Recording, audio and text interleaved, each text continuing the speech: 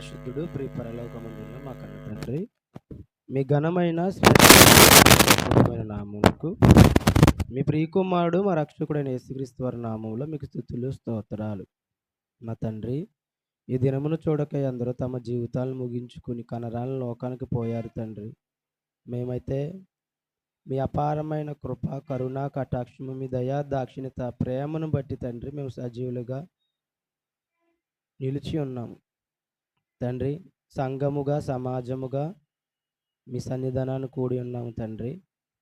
ఇదిగో మేము మీ అందు ఇంకా స్త్రీలు కాగలుటకు, మీ విలువను మేము తెలుసుకోగలుటకు తండ్రి, ఇదిగో ఈ కుటుంబ కూడికలో తండ్రి మీ మనసైనటువంటి బైబిల్ గ్రంథాన్ని మేము పరిశీలించి చదువుకొని చుండగా తండ్రి, చెబుతున్నటువంటి నాకు సమయోచితమైన జ్ఞానమును, సందర్భానుసారమైన వాక్కును, మరి ముఖ్యంగా మీ కుమారుని పరిశుద్ధాత్మని సహాయము వసగి మీరు నాతో, మాతో, అందరితో మాట్లాడండి. మీరు మమ్మల్ని గద్దించండి, బుద్ధి చెప్పండి తండ్రి.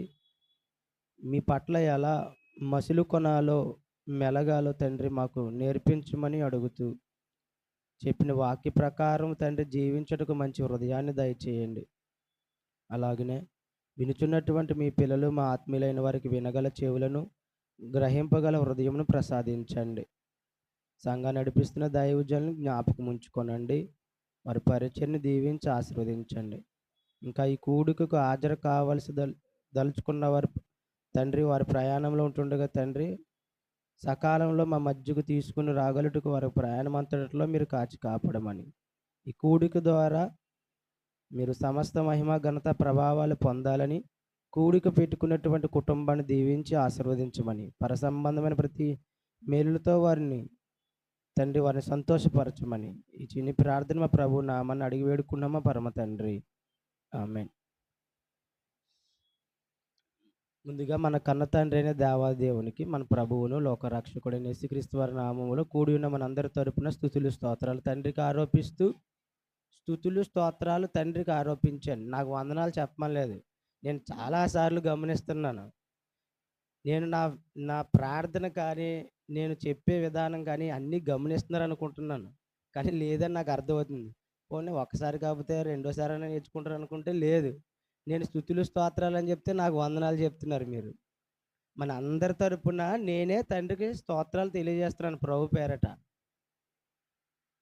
తదుపరి మరి వేదిక మీద ఆశీనులైనటువంటి దైవజనులందరికీ ప్రభు పెట్టిన శుభవందనాలు. కూడి వచ్చిన సంఘం అంతటికి ప్రభు నామాన నా శుభవందనాలు. ఇప్పుడు చెప్పండి.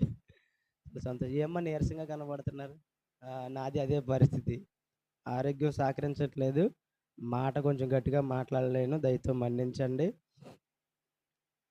కుటుంబ కూడికను, ఈ ప్రార్థన ఏర్పాటు చేసుకున్న కుటుంబం ఎవరమ్మా?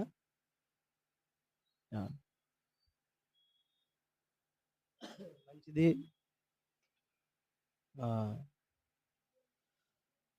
ఒక మంచి సంగతిని మీతో పంచుకోవాలని ఆశపడతా ఉన్నాను. జాగ్రత్తగా వినండి ప్రతి ఒక్కరూ. ప్రియమైన దేవుని వల్లరా, ఈ ఇహలోకంలో మనిషికి మనిషి దూరం అయితే బాధ ఎలా ఉంటుందండి? మనిషికి దూరం అయితే ఏమంటారు? నేను లేకపోతే నా విలువ ఏంటో తెలుస్తుంది అంటారండి. నేను చేస్తే నా విలువ ఏంటో తెలుస్తుంది అంటారండి. అన్నామండి మనం? అనలేదా? మనం ఎందుకు అనలేదండి? చాలాసార్లు అనేసి ఉంటాం. ఏదో కోపం, ఆ ఉద్రేకతను తట్టుకోలేక మనసు బాధ కలిగి అనేసి ఉంటాం. ఏమమ్మా? నేను దూరం అయితే నా విలువ తెలుస్తుంది నీకు, నేను చేస్తే నా విలువ తెలుస్తుంది అని అంటాం. ఖచ్చితంగా అంటాం, అనే ఉంటాం.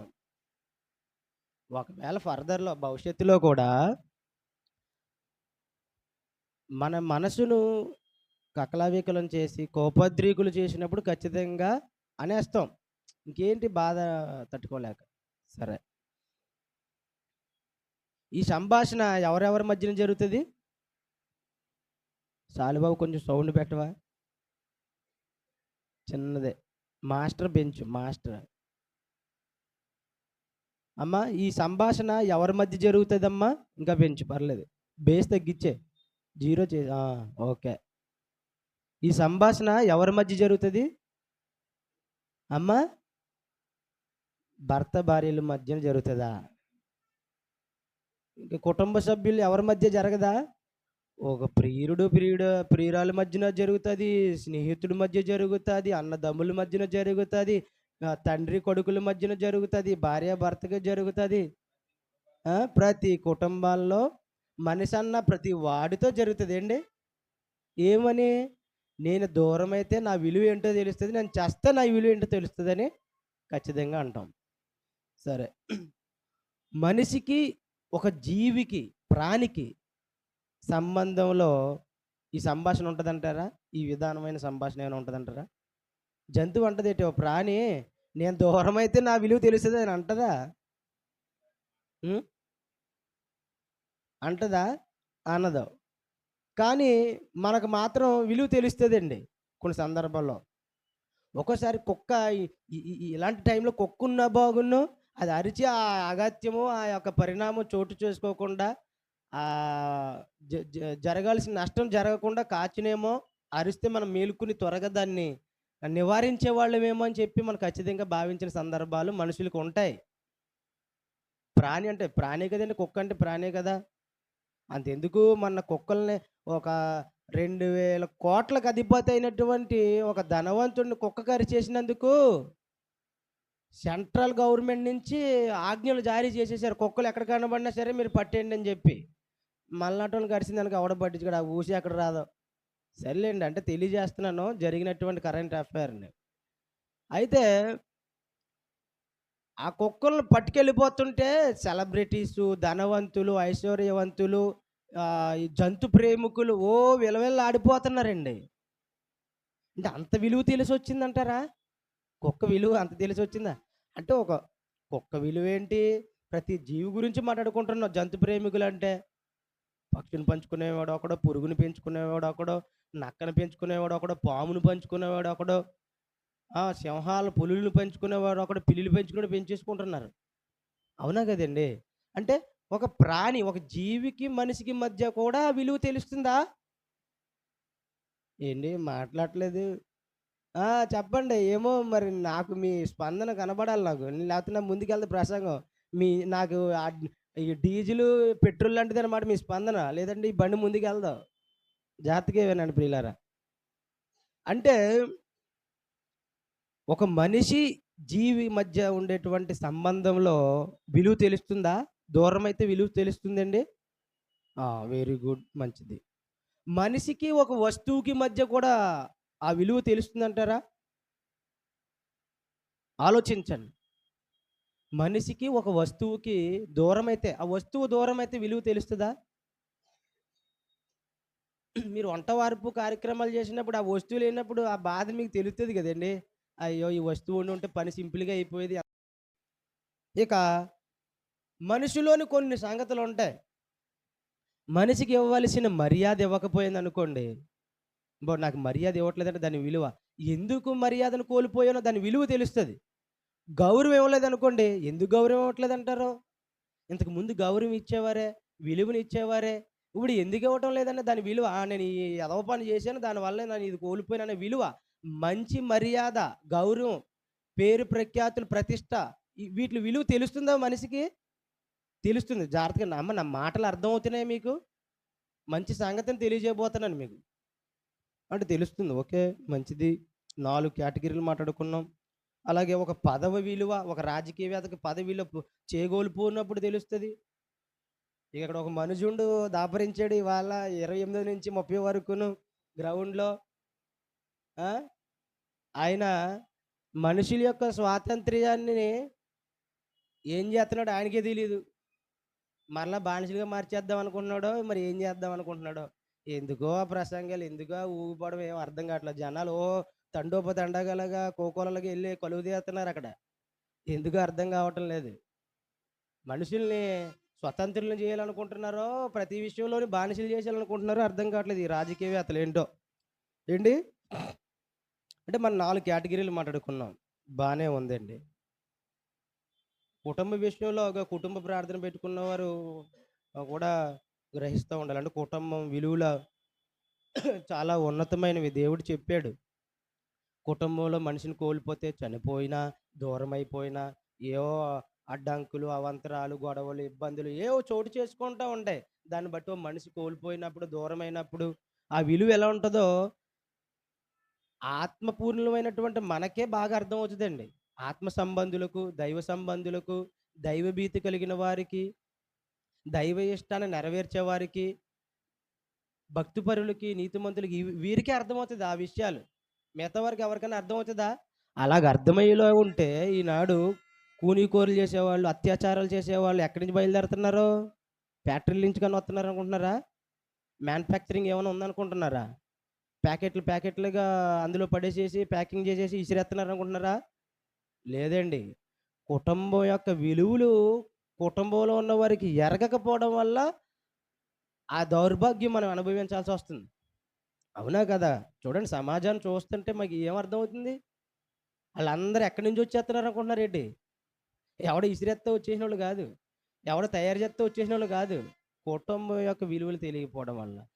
మనిషి ఇలా ఈ ఈ ఈ రీతిలో పెరిగితే అంటే మానవతా విలువలకు దూరమవుతే దాని విలువలను గైకొనకపోతే ఎలాంటి పరిస్థితుల్లో నెలకొంటామో మనకిప్పుడు మానవత్వం యొక్క విలువ తెలుస్తుందా?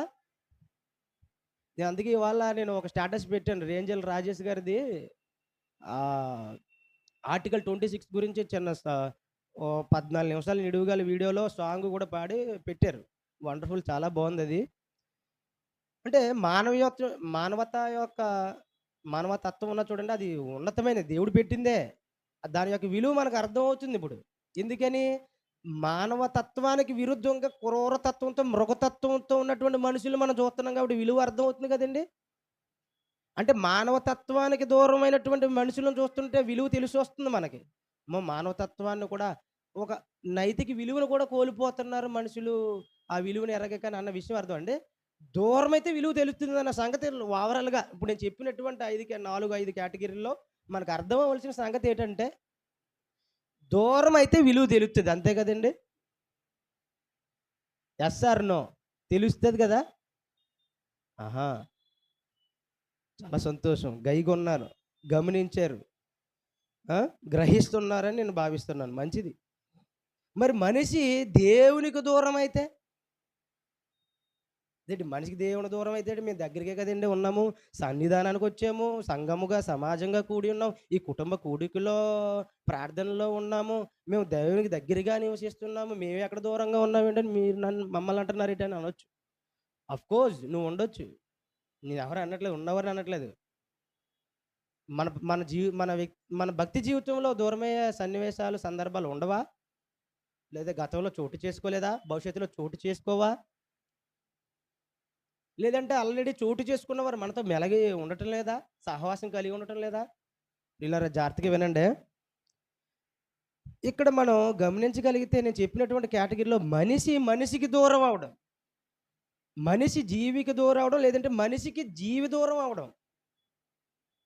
మనిషికి మాత్రమే దూరం అవుతున్నాయి ఇవన్నీని. మనిషికి మాత్రమే. ఇక్కడ మనిషి దేవునికి దూరం అవ్వడం. జాగ్రత్తగా అర్థమైందా? పద ప్రయోగం జాగ్రత్తగా వినండి. మనిషికి దూరం అవ్వడం అన్నీని. మనిషికి ఒక వస్తువు దూరం అవ్వడం, మనిషికి ఒక మనిషి దూరం అవ్వడం, మనిషికి ఒక జీవి దూరం అవ్వడం, మనిషికి ఒక పదవి దూరం అవ్వడము, గౌరవ ప్రతిష్టలు ఇయన్నీ ఉన్నాయి. ఇవన్నీ మానవత విలువలు దూరం అవ్వడం. అవన్నీ ఎవరికి దూరం అవుతున్నాయి? మనిషికి దూరం అవుతున్నాయి. మనిషి ఎవరికి దూరం అవుతున్నాడు? దేవునికి. కి కి దేవునికి, మనిషికి, దేవునికి. జాగ్రత్తగా వినండి. మనిషి దేవునికి దూరమైతే, ఆ దూరం వలన ఏం విలువ తెలివి రావాలి మనకి తెలిసి రావాలి? మానవత్వ మానవతత్వం యొక్క విలువలు తెలిసిన మనకు, దైవతత్వం యొక్క విలువలు తెలియాలి గదండీ! ప్రియులారా, పరలోకం మనకెంత దూరమో చెప్పాలి. పరలోకం మనకెంత దూరమో, ఎంత దూరమమ్మా? జానడు, మూరడు, బారెడు ఎంత దూరం? మా ఇంటికి, మీ ఇంటికి అంత దూరం. వైజాగ్‌కి, తునికి అంత దూరం. ఇండియాకి, పాకిస్తాన్‌కి లేదా యూఎస్‌కి అంత దూరం. ఎంత దూరం? చెప్పండి. అదే ఎంత దూరం మీకు తెలియాలి కదా. ఆ? నక్కకి నాగలోకానికి అన్నట్ట. ఆలోచించుకున్నారా ప్రియులారా? పరలోకం ఎంత దూరం? చాలా దూరం. చాలా చాలా చాలా చాలా దూరం అంటారు, అంతేనా? ఎంత దూరం దేవుడు చెప్పలేదా? ఆకాశ మహాకాశాల కావలున్నదంట ఆ లోకం. ఏంటి? ఏ లోకం? ఇహలోకమా? పరలోకం ఆకాశ మహాకాశాల కావలనున్నది. నింగికి నేలకి మధ్యన ఊగిసలాడలేదు, మధ్యలోని లేదు, కిందన లేదు. నింగి అవతల కూడా, ఇంకా అవతల అవతల అవతల అవతల ఉంది. చాలా దూరం. సరే, మనకు అర్థమై పరిభాష చాలా దూరం. మరి దాని విలువ తెలిసొచ్చిందా?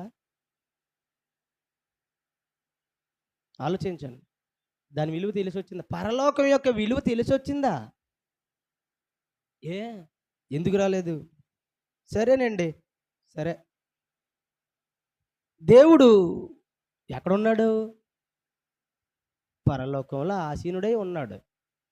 అఫ్కోర్స్ మళ్ళీ మీరు అనొచ్చు ఏమని? ఎక్కడ ముగ్గురు నా నామను కూడి ఉంటారు అక్కడ ఉంటానన్నాడు, నీ హృదయంలో ఉంటాను. ఇది వేరే, ఇది అనదర్ టాపిక్ అది. అయినా అంతటా అన్ని అన్ని వేళలా అన్ని చోటలా వ్యాపించి ఉండగలడు. అంటే దాన్ని వేరొక పదం ఉంటుంది, మర్చిపోయాను. సర్వాంతర్యామి. ఆయన ఎక్కడైనా ఉంటాడు. నేను దాని గురించి మాట్లాడట్లేదు. దేవుడు ఎక్కడున్నాడు? పరలోకంలో ఆసీనుడై ఉన్నాడు. అంటే చాలా దూరం ఉన్నాడు. మరి దూరం ఉన్నటువంటి దేవుడి యొక్క విలువ మనకి ఎరుగొచ్చిందా? దగ్గరగా ఉంటే విలువ తెలుస్తుందా మనకి? తెలియలేదు. దూరం అయిపోతే విలువ తెలియాలి కదా. అంటే మన మన క్రైటీరియా ప్రకారంగా దూరం అయితే విలువ తెలుస్తుంది. మీకు అర్థమైందా? మనం ఇందాక మాట్లాడుకున్నటువంటి కేటగిరీస్లో దూరం అయితే విలువ తెలుస్తుంది. పరలోకం చాలా దూరం ఉంది. విలువ ఏమైనా ఎరిగావా? దేవుడు చాలా దూరం ఉన్నాడు. విలువ ఏమైనా తెలిసి వచ్చిందా? అర్థమైందా ప్రియులారా? కొన్ని విషయాలు మనం బైబిల్లోని చూద్దాం. ఆదికాండము 3:24 చూడండి. ఆదికాండం 3:24.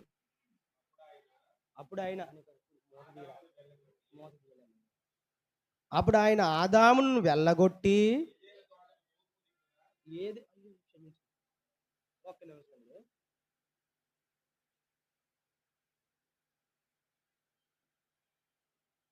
మళ్ళీ ఫస్ట్ నుంచి చదవండి, క్షమించగలరు.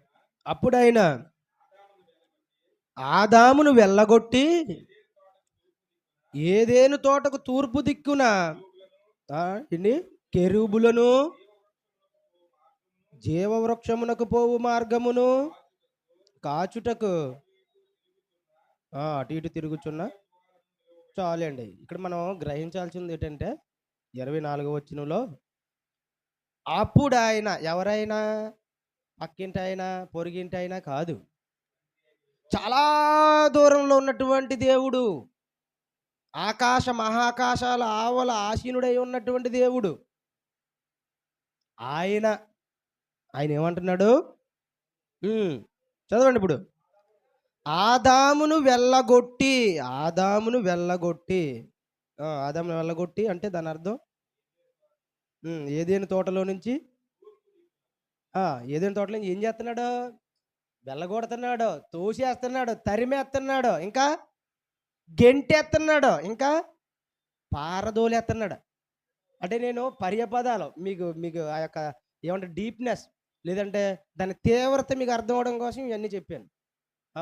రాము గారు చెప్పాడు, గెట్ అవుట్ మా ఏదోన్, మా తోటలోంచి నువ్వు, నా యొక్క తోటలోంచి నువ్వు వెళ్ళిపో, వెళ్ళిపో. దైవజనులు చెప్పినట్టుగా కుటుంబంలో ఎలా ఉంటాయి? తండ్రి కొడుకుల మధ్య కానీ, కుటుంబంలో ఉన్నటువంటి పరిస్థితులు ఎలా నెలకొంటాయి? ఆ తండ్రికి కోపం రేపేటటువంటి కార్యాలు జరిగినప్పుడు, గెట్ అవుట్ మై హౌస్, నువ్వు ఇంట్లోంచి వెళ్ళిపో, గెట్ అవుట్ అంటాడు. అదండి. ఓకే, మనకు అర్థమైంది. అంటే ఇప్పుడు ఆదాము హవ్వలు, ఆదాము ఒకడే వెళ్ళిపోలేదండి. తన సతీమణి, సగభాగం, తన శ్రీమతి, ఎవరు? ఆది తల్లి అవ్వమ్మ గారు. ఆవిడ కూడా భర్త అడుగుజాడల్లోనే ఏదైనా తోటలోంచి గెంటి వేయబడింది ఇద్దరును. ఈ గెంటి వేయబడినటువంటి వారికి, ఈ ఏదైనా తోటకు దూరం అయిపోయిన వారికి దాని విలువ తెలిసొచ్చిందంటారా? మీరు చెప్పాలి. చాలా రోజుల కింద నుంచి మీరు బైబిల్ వింటా ఉన్నారు. దాని విలువ తెలిసొచ్చిందంటారా? చెప్పాలి. చెప్పాలండి. తెలిసొచ్చిందండి. అందుకే మళ్ళా పళ్ళు తినాలని ఆశపడతాడు. పళ్ళు కోసం వస్తాడు. రావాలని ప్రయత్నిస్తాడు. Get out. అవ్వదు. మరి అవ్వదు. ఏండి? కానీ ఆళ్ళు ఒక ఏదైనా తోటలో నుంచే దూరమైపోయారా? దేవునికి కూడా దూరమైపోయారండి. నిశ్చయముగా చనిపోదు అంటే ఏంటి? దూరమైపోయారాళ్ళు. దేవుని విలువ ఏమైనా తెలిసొచ్చిందంటారా? తెలిసొచ్చిందండి. తెలిసొచ్చింది. కావాలంటే నువ్వు చూడండి ఎలా తెలిసొచ్చిందో 4 అధ్యాయం మొదటి వచనం చూడండి. ఆదాము తన భార్య అయిన హవ్వను కూడినప్పుడు ఆమె గర్భవతి అయి కయీనును కని, యెహోవా దయ వలన నేను ఒక మనిషిని సంపాదించుకొనెననెను. ఈ మాట ఎవరంటారు? దూరమైపోయి విలువనెరిగిన వారు అంటారు. అనే కదండి. యెహోవా దయ వలన నేనొక మనుషుని సంపాదించుకొనిన నేను. ప్రియులారా, దూరమైతే విలువ తెలిసొచ్చిన ఆది దంపతులండి వీళ్ళు, ఎవరో కాదు. ఆది దంపతులు ప్రారంభ మనుషులు. ఈ భూమి మీద ప్రారంభ మనుషులు వాళ్ళు. ఇంకో మాట చూద్దాం. తెరిమివ్వండి. షార్ట్ కట్ చాలా ఉన్నాయి. మన సమయం తోకుంది కూడా, త్వరగా ముగించాలి కూడా, షార్ట్ కట్లో వెళ్ళిపోతున్నాను. ఆ? కీర్తనల గ్రంథము 51వ కీర్తన 11వ వచనం చూడండి. భక్తుడండి. భక్తుడు.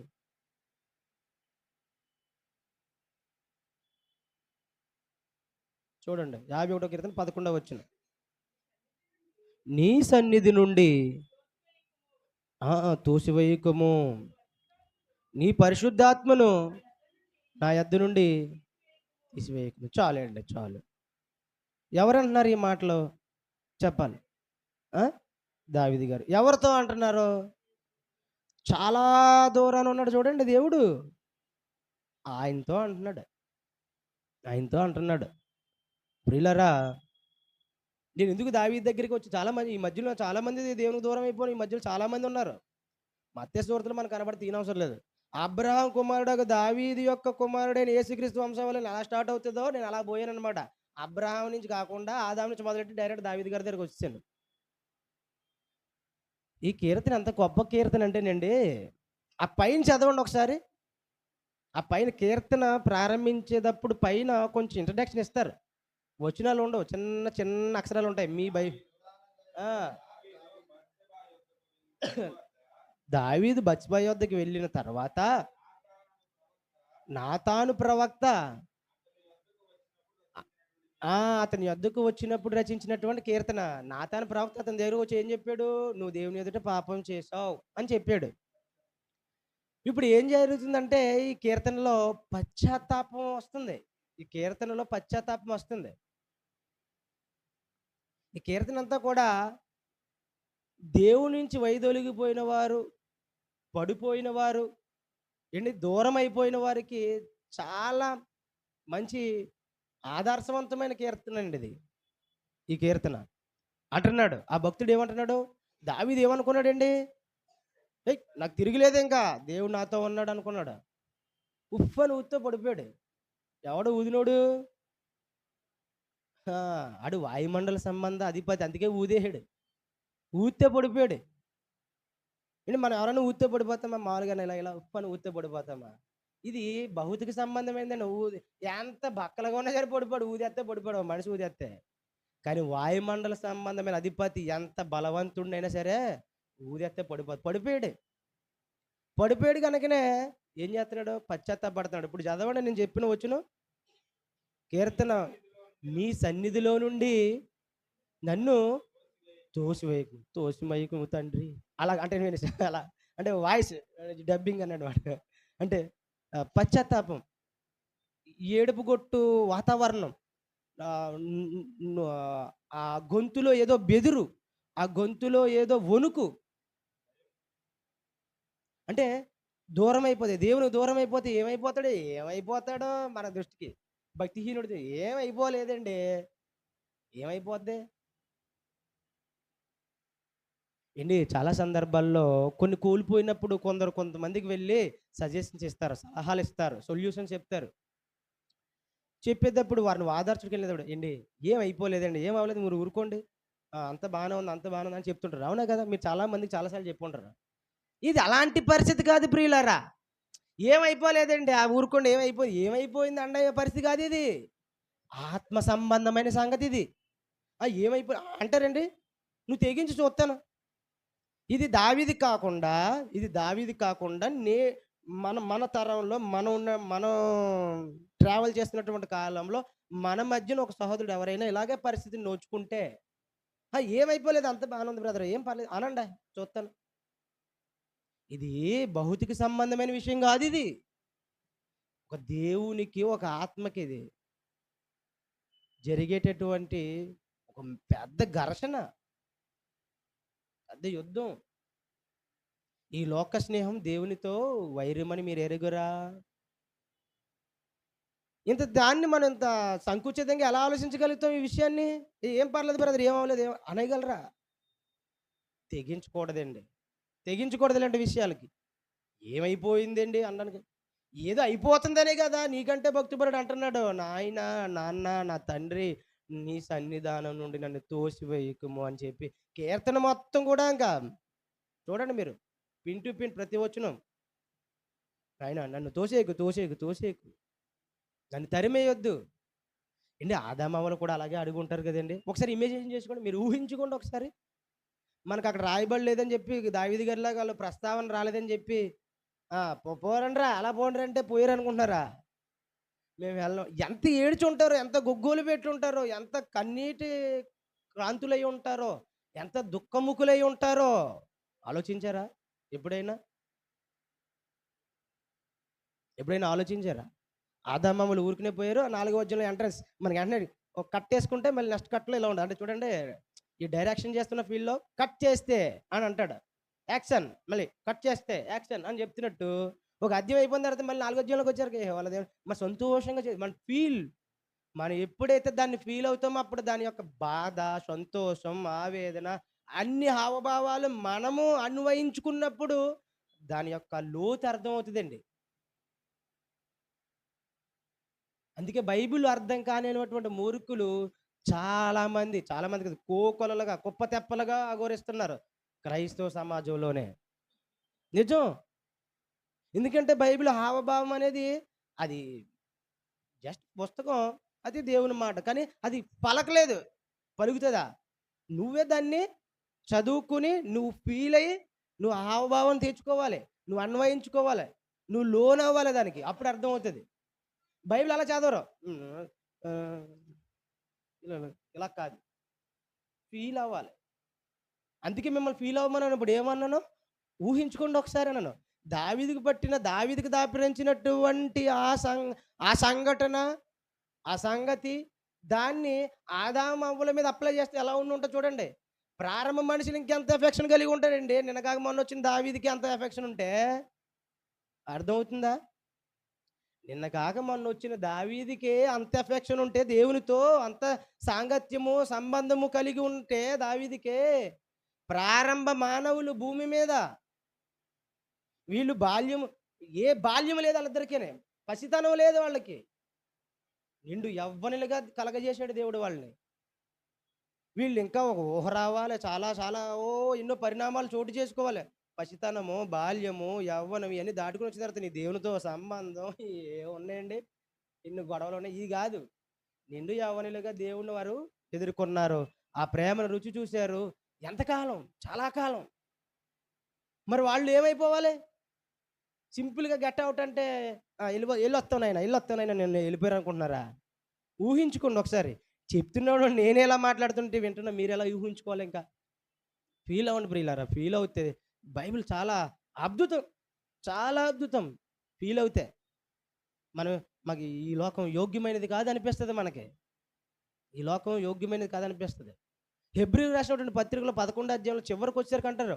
ఆళ్ళ కష్టాలు అదే స్త్రీల గురించి తీయనవసరం లేదమ్మా. తీయనవసరం లేదు. రఫ్‌గా చెప్తున్నాను. ఒకవేళ వీలైతే మీరు తీసుకొని చదువుకోండి. లేదంటే 11 అధ్యాయం 40 వచనాల నుంచి ఉంటదనమాట. మరి శ్రేష్టమైన పునరుద్ధానమని పొందగోరి వారు ఏం చేశారు స్త్రీలు అక్కడ చెబుతూ చివరికొచ్చారు వాళ్ళ గురించి చెప్పబడతదండి.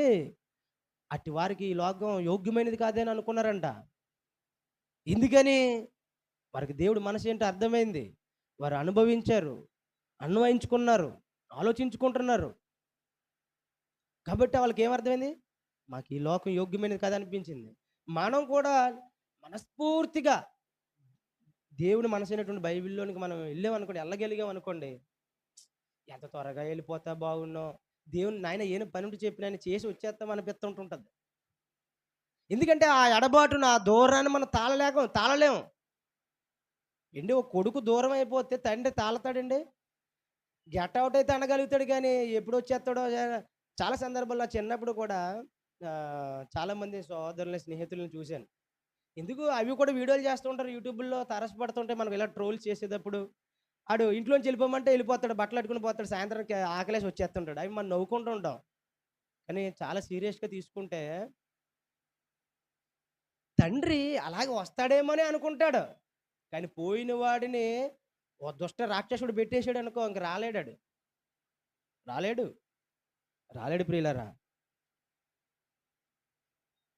మీకింకా దీని లోతు అర్థం కావడానికి ఎడబాటు ఎలాంటి పరిస్థితుల్లో నెలకొంటదో చూపిస్తాను. యోనా గ్రంథము 2 అధ్యాయం 4 వచనం చూడండి ఒకసారి. 2 అధ్యాయం 4 వచనం. యోనా గ్రంథము 2 అధ్యాయం 4 వచనం. 2వ అధ్యాయం 4 వచనం చూడండి. నీ సన్నిధిలో నుండి నేను వెలివేయబడినను నీ పరిశుద్ధాత్మ నీ పరిశుద్ధ ఆలయము తట్టున మరలా చూచెదననుకుంటేనే.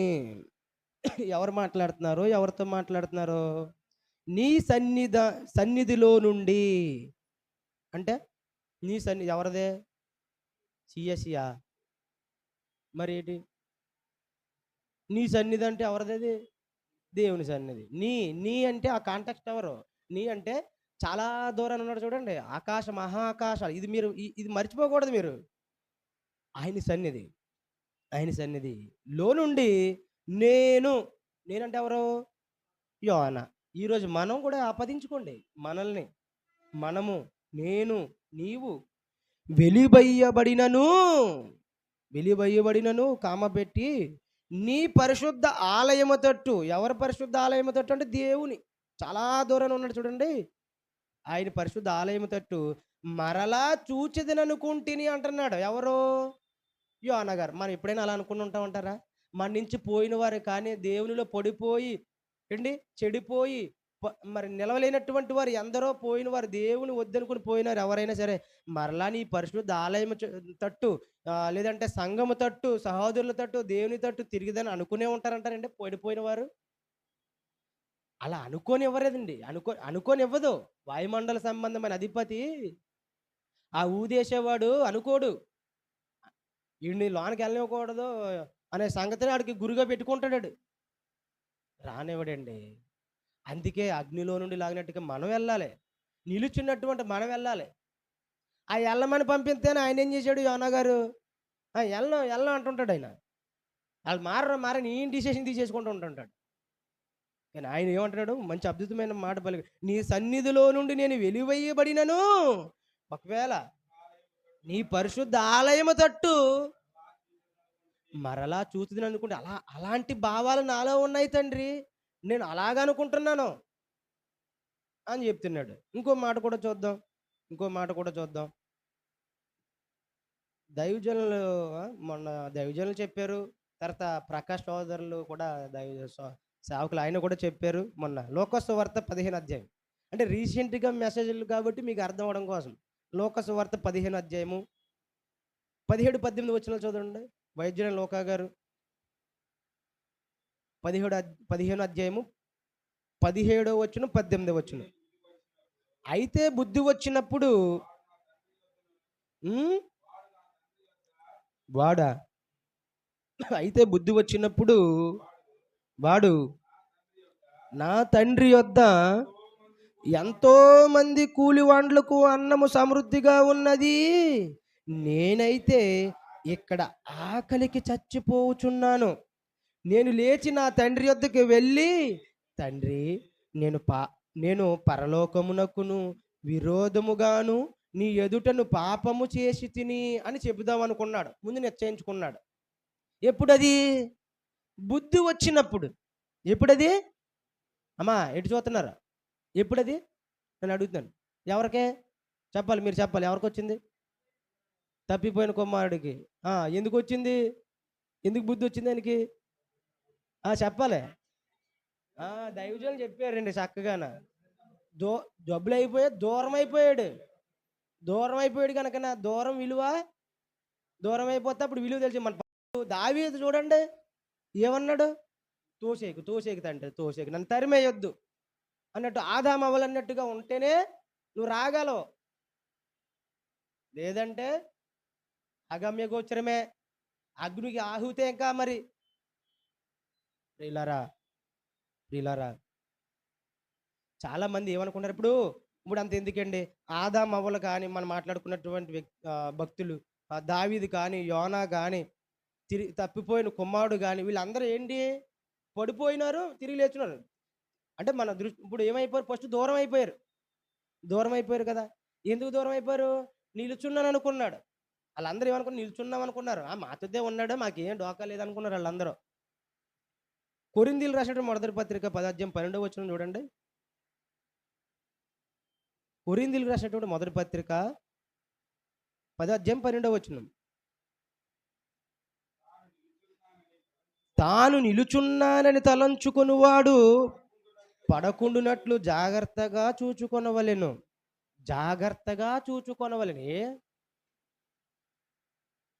బివేర్. ఎందుకు? వై? జాగ్రత్త. జాగ్రత్త. బివేర్ ఆఫ్ గాడ్ అని అంటాం. అంటే దేవుడు ఉన్న జాగ్రత్త. తెలుసు కదా, అర్థమైంది కదా. బివేర్ అంటే జాగ్రత్త. వై? ఎందుకు జాగ్రత్త? ఈ విషయంలో ఎందుకు జాగ్రత్త? నిల్చుంటే పర్లేదు కదండి, దానికి జాగ్రత్త పడవలసిన విషయం ఏంటి? పడిపోతాడు. పడదోసేవాడు ఉన్నాడు, నిన్ను ఉప్పని ఊదేసేవాడు ఉన్నాడు. వాయుమండల సంబంధమైన అధిపతాడు. వాడు ఏం చేస్తాడని మనకు తెలుసు. మనోనేత్రాలకు గుడ్డుతనం, ఈ నేత్రాలు కాసమా, మనోనేత్రాలకు గుడ్డుతనం కలగజేస్తాడని తెలుసు. గర్జించు సింహం వల్ల ఎవరిని మిరుగుతానని తిరుగుతున్నాడని వాయుమండల సంబంధమైన అధిపతిని, వాడికి అధికారం ఇవ్వబడిందని తెలుసు. ఇంకేం తెలుసు? ఆడు ఉరులు ఒగ్గుతాడు, గాలములు వేస్తాడు, ఎర్రలు వేస్తాడు, వలలు వేస్తాడు, మోసగిస్తాడు. ఇవన్నీ మనకు తెలుసు కదండి. తెలుసా తెలీదా మీకు? తెలుసు. అంటే మనల్ని కనిపెట్టుకుంటూ ఉన్నవాడు ఎప్పుడు అణువు దొరికితే, ఎప్పుడు మన బలహీన పడితే మనల్ని అంటే నిలుచున్నటువంటి మనల్ని పడగొడదామని చూస్తున్నట్టే కదా.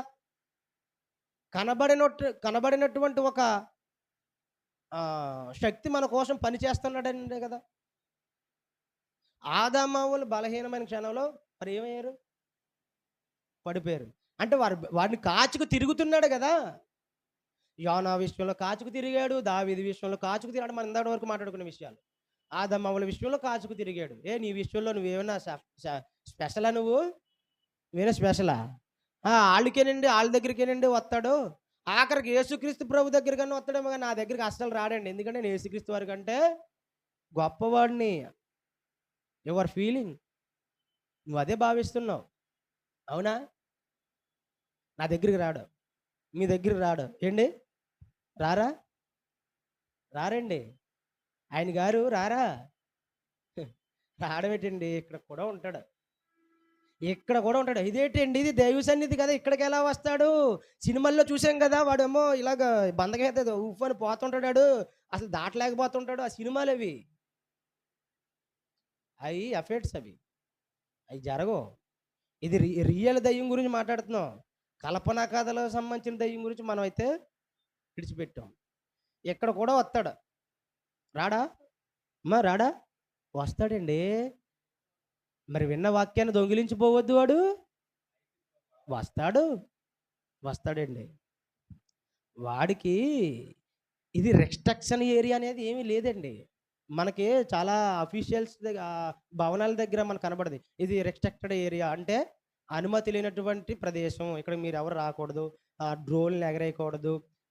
సెల్ ఫోన్ స్విచ్ ఆఫ్ లేదా ఫ్లైట్ మోడ్‌లో లేదంటే సైలెంట్‌లో పెట్టుకోవాలి. ఇతరులు ఎవరు లోనికి రావద్దు. ఇన్ని చూస్తాం. అలాగే ఈడికి ఇది రిస్ట్రిక్ట్ పరలోకానికి ఎళ్లి వచ్చేవాడాడు. ఎవరితో సంభాషణ చూస్తాం మనం? యోబు గారితో.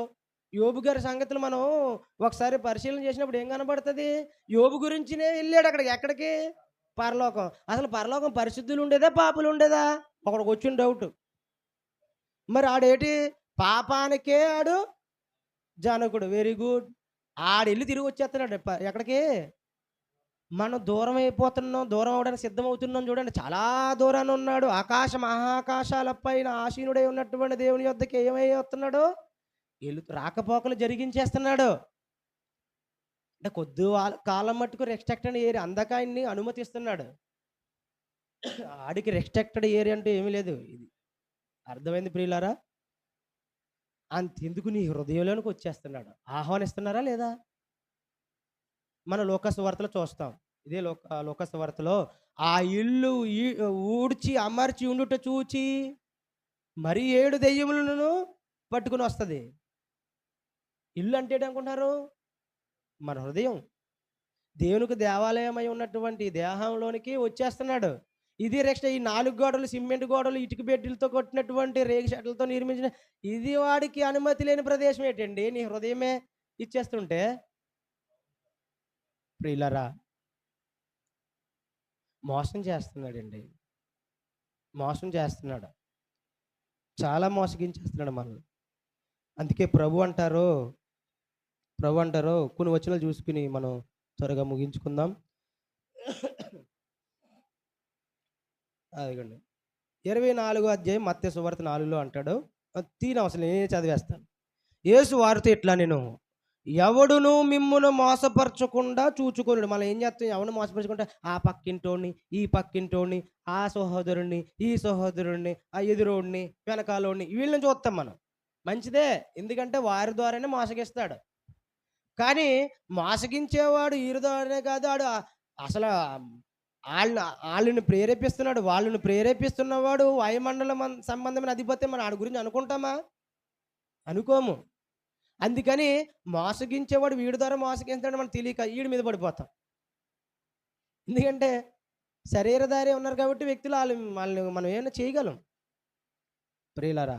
అలాగే అబద్ధకులైన బోధకుల విషయమై కూడా మోసపరచదిరు ఇలాంటి విషయాలు చెప్పాడు ప్రభు.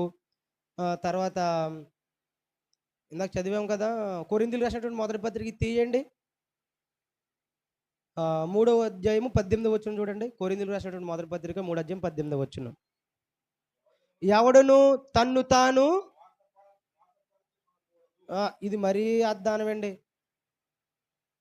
మళ్ళీ చదవండి అయ్యగారు. మళ్ళీ చదవండి. జాగ్రత్తగా వినండి. జాగ్రత్తగా వినండి అంటే చెవులు చేటల్లా చేసుకుని మరీ వినాలి.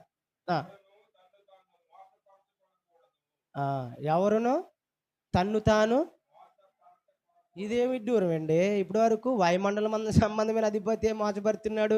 ఆ పక్క సహోదరుడు, ఈ పక్క సహోదరుడు, ఆ కపట సహోదరుడు ఎవడెవడో మోసపరిచేస్తాడు అని మనం చదువుకున్నాం.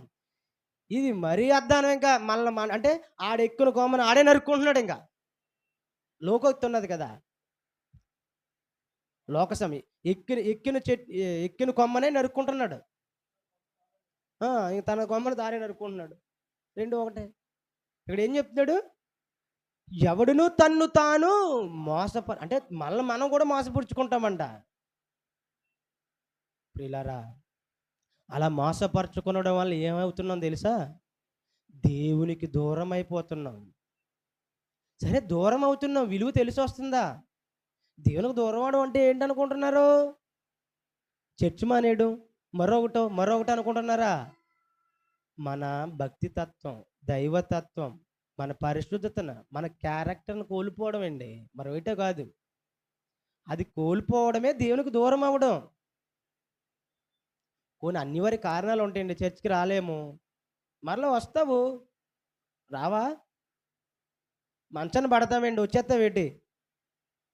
రాను. దేవుడు ఎక్స్‌క్యూజ్ చేయడా? క్షమించడా? లేదురా బాబు నువ్వు మంచం మీద ఉన్నా సరే రావాలంటాడా? దేవుడు అంత క్రూరుడా? నీకు అలాగ అర్థమయ్యాడా? అలా కాదండి. 10 ఆజ్ఞల్లోని మరి 6 దినాలు కష్టపడుకొని ఖచ్చితంగా పరిశుద్ధ ఆదివారం దినాన్ని ఆచరించమన్నాడు. పోనీ ఆ పరిశుద్ధ దినం వాళ్ళు ఇశ్రాయేలు ఆచరించగా ఇప్పుడు మనకి పరిశుద్ధ దినం క్రైస్తవులకి ఆదివారమే కదా! తప్పకుండా కూడుకోవాలి కదా! ఇది కాదు, ఇది కాదు. దేవుడి మనసు నీకు అర్థం కాలేదు. ఇది కాదండి. దేవుడికి దూరం అవ్వడం అంటే ఇది కాదు. మనల్ని మనము మోసపురుచుకోవడం. ప్రియులారా, అలా మోసపరుచుకున్న వారమే గతంలో ఉంటుండగానే ఏం చేశాడో తెలుసా? ఒకసారి చూద్దాం. ఎఫెసీయులకు రాసిన పత్రిక 1-10 వచనాలు చూసుకుందాం. ముగిస్తానులెండి. ఎఫెసీ పత్రిక, పౌలు గారు ఎఫెసీయులకు రాసినటువంటి పత్రిక 2వ అధ్యాయము 1 నుంచి. మీ అపరాధముల చేతను పాపముల చేతను మీరు చచ్చిన వారై ఉండగా ఆయన మిమ్మల్ని క్రీస్తుతో కూడా బ్రతికించెను. మీరు వాటిని చేయుచు వాయుమండల సంబంధమైన అధిపతిని అనగా అవిధేయులైన వారిని ఇప్పుడు ప్రేమించు శక్తికి అధిపతిని అనుసరించి ఈ ప్రపంచ ధర్మము చొప్పున మునుపు నడుచుకుంటిరి. అవునా? ఎస్. వారితో కలిసి మనమందరము శరీరం యొక్కయు మనసు యొక్కయు ఇచ్చలను అంటే కోరికలు నెరవేర్చుకొనుచు మన శరీరాశలను అనుసరించి మునుపు ప్రవర్తించుచు కడమ వారి వలనే స్వభావ సిద్ధముగా దైవోగ్రతకు పాత్రులమై ఉంటిమి. ఎస్. ఆయనను దేవుడు కరుణా సంపన్నుడై ఉండి మనము మన అపరాధముల చేత చచ్చిన వారమై ఉండినప్పుడు సహితము అని ఉంటుంది మీ బైబిల్లో. మన ఎడల చూపిన తన మహాప్రేమ చేత మనలను క్రీస్తుతో కూడా బ్రతికించెను. ఎస్. కృపచేతనే మీరు రక్షింపబడి ఉన్నారు. రైట్. క్రీస్తు యేసునందు ఆయన మనకు చేసిన ఉపకారము ద్వారా ఉపకారం చేశాడంట మహానది బాబుడు. అత్యధికమైన తన కృప మహదైశ్వర్యమును రాబోబు యుగములలో కనపరచు నిమిత్తము క్రీస్తు యేసునందు మనలను ఆయనతో కూడా లేపాడు బాప్తిస్మంలో. పరలోకమందు ఆయనతో కూడా కూర్చుండబెట్టబోతున్నాడు. మీరు విశ్వసించిన వారై కృపచేత రక్షింపబడి ఉన్నారు. ఇది మీ వలన కలిగినది కాదు, దేవుని వరమే. అది క్రియల వలన కలిగినది కాదు గనక ఎవడును అతిశయపడ వీలు లేదు. మరియు వాటి యందు మనము నడుచుకొనవలెనని దేవుడు ముందుగా సిద్ధపరిచిన సత్క్రియలు చేటికే మనము క్రీస్తు యేసునందు సృష్టింపబడిన వారమై ఆయన చేసిన పని అయి ఉన్నాము చెప్పాడు కదండి. ఇదంతా అంగీకరించవలసిన విషయం. ఇది ముందు చెప్పి తర్వాత చేసాడండి. చూద్దామా? ఎఫ్సీ అదే పత్రిక 1వ అధ్యాయం 4-6 వచనాలు చూడండి. ఎట్లనగా తన ప్రియుని యందు తాను ఉచితముగా మనకు అనుగ్రహించిన తన కృపామహిమకు కీర్తి కలిగినట్లు తన చిత్త ప్రకారమైన దయా సంకల్పము చొప్పున యేసుక్రీస్తు ద్వారా తనకు కుమారులుగా స్వీకరించుటకై మనల్ని ముందుగా తన కోసం నిర్ణయించుకుని మనము తన ఎదుట పరిశుద్ధులమును నిర్దోషులమునై ఉండవలెనని జగత్తు పునాది వేయబడక మునుపే ప్రేమ చేత ఆయన క్రీస్తులో మనల్ని ఏర్పరచుకొనెను. జగత్తు పునాదికి ముందు తన అనాది సంకల్పాన్ని దేవుడు చెప్తున్నాడు భక్తుడి ద్వారా ఎఫెసీయులకు పత్రికను రాస్తూ. అట్టి ప్రకారంగానే చేశాడు కదండి. మనకి 2వ అధ్యాయంలో కనబడుతుంది. మన ఎడలు చేశాడు. అయితే మనం ఏమనుకున్నాం? తిరిగిలేదు, నిలిచడిపోయాం అనుకుంటున్నాం. స్ట్రాంగ్ నిలబడిపోయి అనుకుంటున్నాం. కానీ మన కోసం కాచుకుని తిరుగుతున్నాడు. మనల్ని మనమే పొడుచుకునేలా చేస్తున్నాడు. అర్థమైందా ప్రియులారా? ఆ దూరాన్ని తగ్గించుటకు, ఆయనతో కలిసి ఉండుటకు ఆయన ఎంత పని చేశాడో తెలుసా ప్రియులారా? చివరగా యోహాను సువార్త 3:16 మీ అందరికీ తెలుసు అది. దేవుడు లోకముని ఎంతో ప్రేమించెను కాగా తన అద్వితీయ కుమారుడిగా పుట్టిన వాని యందు విశ్వాసముంచు ప్రతివాడును విశ్వాసం వలన కృపచేత రక్షింపబడని చూడండి. అంటే మనం విన్నా కాబట్టి విశ్వాసం వచ్చింది. ఆ విశ్వాసముంచు ప్రతివాడును నశింపక నిత్య జీవం పొందినట్లు ఆయనను అనుగ్రహించెను. అనుగ్రహించడం అంటే తీసుకొని ఇచ్చేయడం అని అలా అర్థం చేసేసుకోకండి. అనుగ్రహింపడం అంటే ఇచ్చేయడం, తీసుకోబావంటే మనం పుచ్చుకోవడం ఇలా అనేసుకోకండి ప్రియులారా. రైటే, కానీ అది జరుగుటకు ఎంత మహత్కరమైన కార్యం జరిగింది తెలుసా? బలియాగం అండి. ఆయన ప్రియ కుమారుడు ఆయన అద్వితీయ కుమారుడు బలియాగం అనుగ్రహించినంటే ఏదో చక్కగా వర్ణిస్తూ, చక్కగా ఉద్గడ్డిస్తూ ఏండి ఉచ్చరించడం కాదు. ఆచరణ అనుగ్రహింపడం అంటే. ప్రియులారా, ఆయన మనకు అనుగ్రహింపడం అంటే తన్ని ఎంతగా నలగొట్టాడో అన్నీ మనకు జ్ఞాపకం చేసుకోవాలి. ఒకసారి చూద్దాం ఫిలిప్పీయులకు రాసినటువంటి పత్రిక 2 అధ్యాయం చివరగా ముగింపు. ఫిలిప్పీయులకు రాసినటువంటి పత్రిక అపోస్తలుడైన పౌలు గారు 2 అధ్యాయం 5-8 వచనాలు చూడండి. ఎలా ఉంది అక్కడ? అద్భుతమండి అక్కడ అద్భుతం. క్రీస్తు యేసుకు కలిగిన ఈ మనస్సు మీరును కలిగి ఉండుడి. ఆయన దేవుని స్వరూపము కలిగిన వాడయుండి, ఆయన దేవుని స్వరూపము కలిగిన వాడయుండి, ఆయన దేవుని స్వరూపము కలిగిన వాడయుండి 3 సార్లు చదువుతున్నాను. ఎందుకు తెలుసా? ఆయన దేవుడు ఏమయ్యాడు? దేవునితో సమానముగా ఉండుట విడిచిపెట్టకూడని భాగ్యమని, విడిచిపెట్టకూడని భాగ్యమని, విడిచిపెట్టకూడని భాగ్యమని. ఇదే ఇంపార్టెంట్. అంటే దూరం అవడం ఇష్టం లేదు ఆయనకి, ఎడబాటు ఆయనకి ఇష్టం లేదు. ఎంచుకొనలేదు గాని మనుషుల పోలికగా పుట్టి దాసుని స్వరూపమును ధరించుకుని తన్ను తానే రిక్తునిగా చేసుకొనెను. మరియు ఆయన ఆకారమందు మనుషుడుగా కనబడి మరణము పొందునంతగా, అనగా శిలువ మరణము పొందునంతగా విధేయత చూపిన వాడే తన్ను తాను తగ్గించుకొనెను. ఇది అనుగ్రహింపడం అంటే, అనుగ్రహింపబడడం అంటే. దూరం అవడానికి ఏమాత్రం ఇష్టపడలేదండి ప్రభువారు. మరి ఆయన ధరించుకున్న మనము దూరమైతే విలువ తెలియని వారికి ఎందుకు ఉండాలి? కాబట్టి దేవునికి దూరం అయితే విలువ గ్రహించిన వారే ఆయన యొద్దకు వెళ్ళిపోవుటకు సిద్ధపడవలసిందిగా కోరుకుంటూ నా మాటలు ముగిస్తున్నాను. ఓపికతో ఉన్న మీ అందరికీ కూడా కృతజ్ఞతలు.